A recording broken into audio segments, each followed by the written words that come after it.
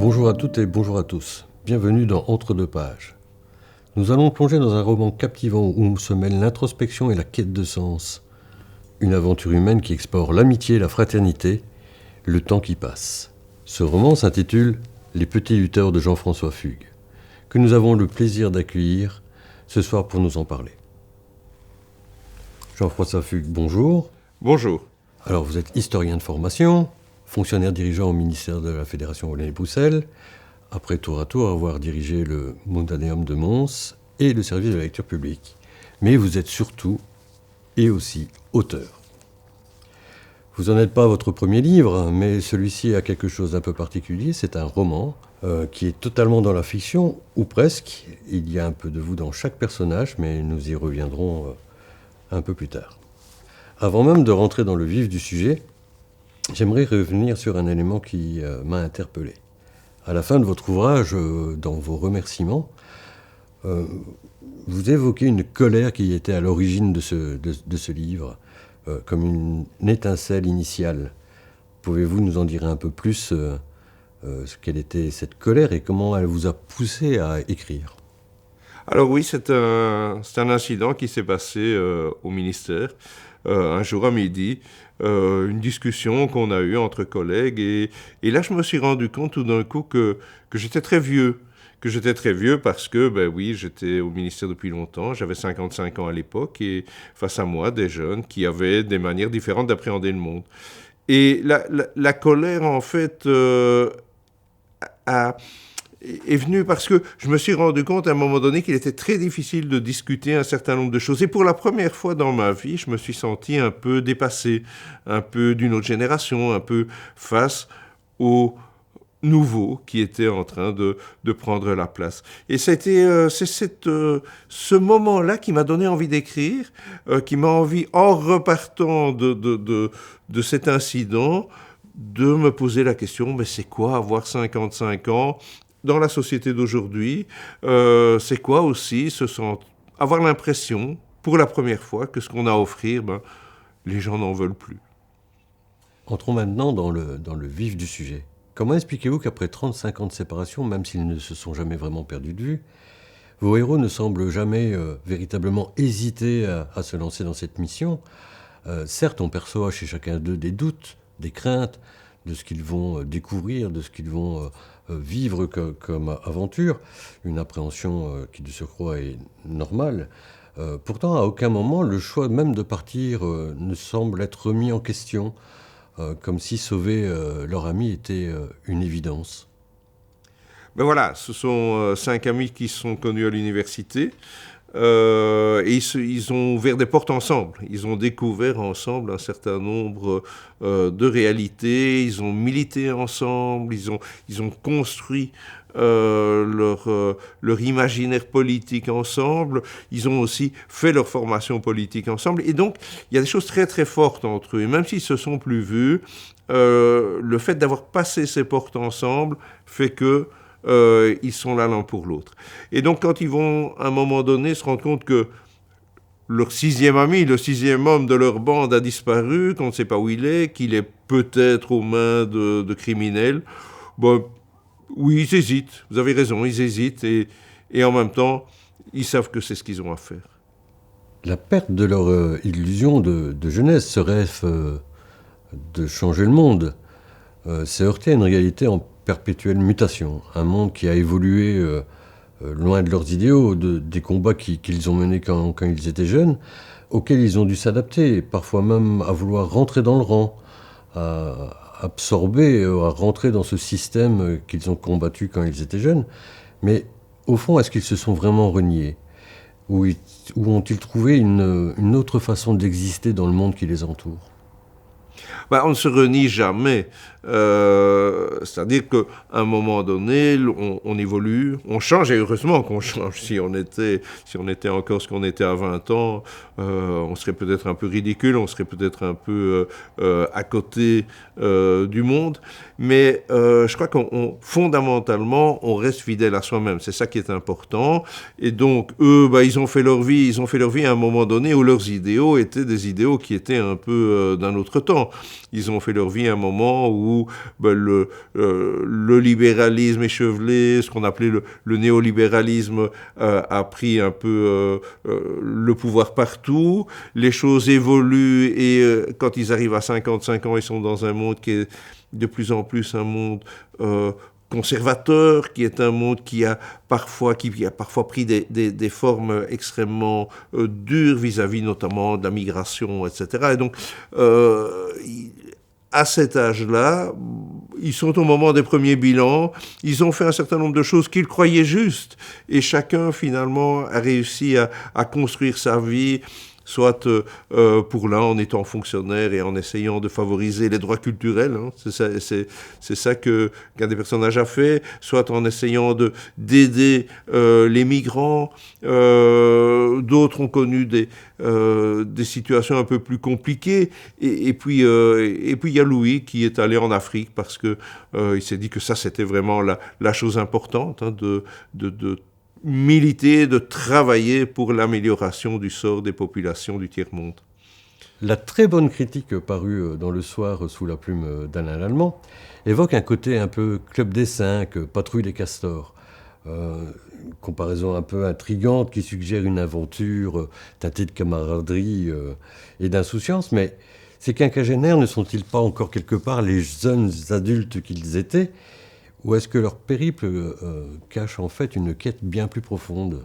Fondamentalement, ce ne sont pas des enquêteurs. Alors tout d'un coup, on leur dit, voilà, Eddie a disparu, ils ne savent pas trop comment s'y prendre, donc ils vont avoir un côté un peu pied nickelé, un peu patachon, ils vont aborder les choses de manière peu professionnelle, mais ils le font avec beaucoup d'enthousiasme et beaucoup de générosité, parce qu'ils ont vraiment cette envie de le retrouver, de le ramener à la maison.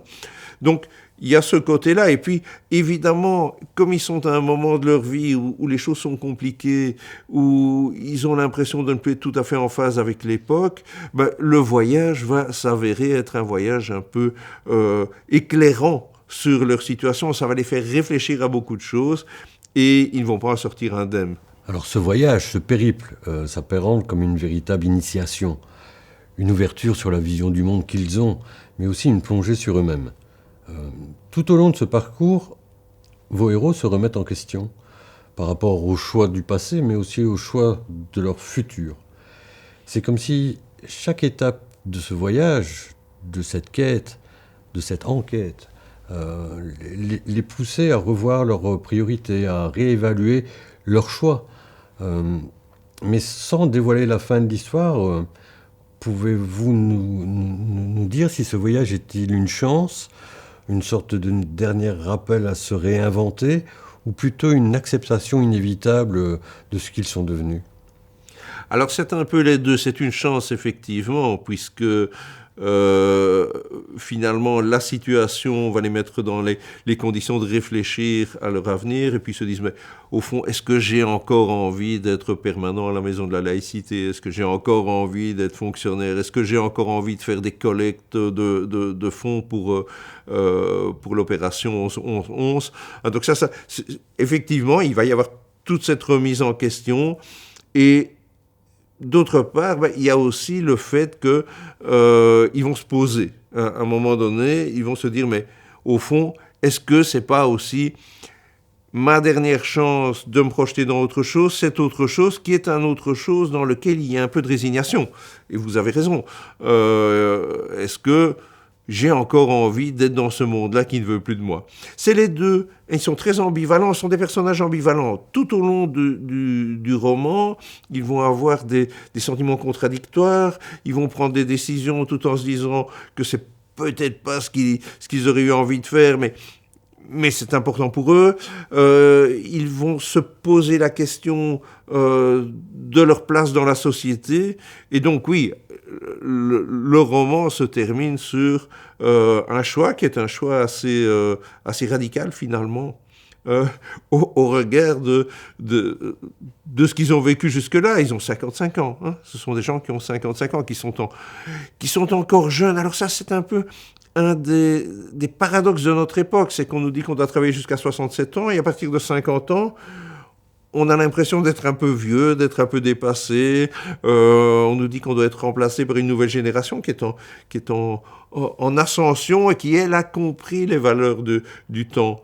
Donc c'est compliqué, c'est très très compliqué. Alors j'aimerais évoquer avec vous la présence des femmes dans votre roman. Elles sont discrètes, mais elles s'imposent par leur intelligence, leur intuition, leur force de caractère. Elles influencent la vie de vos personnages. Qu'elles soient dans l'ombre ou dans la lumière, elles ne se contentent pas uniquement d'exister. Elles sont là aussi pour prendre des décisions, pour agir, pour les bousculer finalement. Ne sont-elles pas véritablement les architectes de cette aventure, guidant vos héros à des endroits où ils n'auraient pas pu aller tout seuls? Alors oui, je voulais, comme on avait quand même 5 héros qui étaient des hommes, qui étaient en plus des hommes blancs de 55 ans, hein, il y avait là quelque chose d'assez uniforme, et je me suis dit, ce serait bien qu'il y ait des femmes qui soient plus malignes qu'eux, qu'il y ait des femmes qui incarnent autre chose, peut-être une approche du monde qui soit moins désespérée, qui soit moins empreinte de regrets aussi, hein, parce qu'il y a pas mal de regrets chez eux. Hein, et donc les personnages, que ce soit Amal, qui est l'ancienne collègue d'Eddie, qui est une femme encore assez jeune, très décidée, qui a fait une belle carrière à l'armée, qui est une sportive, et qui finalement les oriente et les aide à trouver où se trouve leur ami, ou la bibliothécaire de Durbuy, hein, qui va les aider à explorer les réseaux sociaux pour essayer de comprendre ce qui est arrivé. Donc Georgina, qui est la petite amie d'un des personnages et qui est une femme qui est toujours de bonne humeur, qui n'a que des ennuis dans la vie, mais qui vraiment prend les choses du bon côté, affronte les difficultés. Et donc, ce sont des personnages qui sont tous, j'ai essayé, très volontaires, qui sont beaucoup plus raisonnables que les héros aussi. En introduction, je parlais de votre roman comme d'une fiction ou presque. En effet, vos personnages, loin d'être de simples créatures imaginaires, semblent être tissés par des fragments de vie bien réels, des rencontres, peut-être des collègues, et même vous-même, qu'on peut retrouver dans chaque personnage. Des moments de vie glanés aussi, des discussions sans doute. Pouvez-vous nous en dire un peu plus sur comment vous avez imaginé vos personnages? Mais donc au début, il y avait une situation qui était une situation réelle. Hein, il y avait cet incident qui m'avait donné l'envie d'écrire sur ce sujet-là. Hein, la première fois qu'on se sent vieux dans la vie. En fait, c'est ça. Et puis, les personnages se sont imposés. Alors, les personnages sont des personnages de fiction, tout à fait. Mais ils ont été construits de choses qu'on m'a dites, de choses que j'ai entendues. Il y a des choses qui me sont arrivées, qui arrivent à chacun des 5 personnages, par exemple. Donc, c'est vraiment un amalgame de petites situations, de choses que j'ai entendues, qu'on m'a racontées, que j'ai déformées, évidemment, pour les rendre parfois plus romanesques et plus frappantes pour le lecteur ou plus parlantes. Mais ce sont vraiment des personnages de fiction. C'est important. Même si, et vous avez raison de le dire, je peux me reconnaître par certaines attitudes, par certains points de vue, par certaines manières d'appréhender les situations dans chacun d'entre eux. Monsieur Fugue, merci et peut-être à très bientôt pour votre prochain roman. Un roman captivant, des personnages attachants, une intrigue très prenante.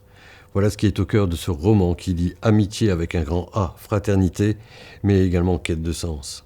À retrouver aux éditions MEO, dans toutes les bonnes librairies et sur vos plateformes préférées.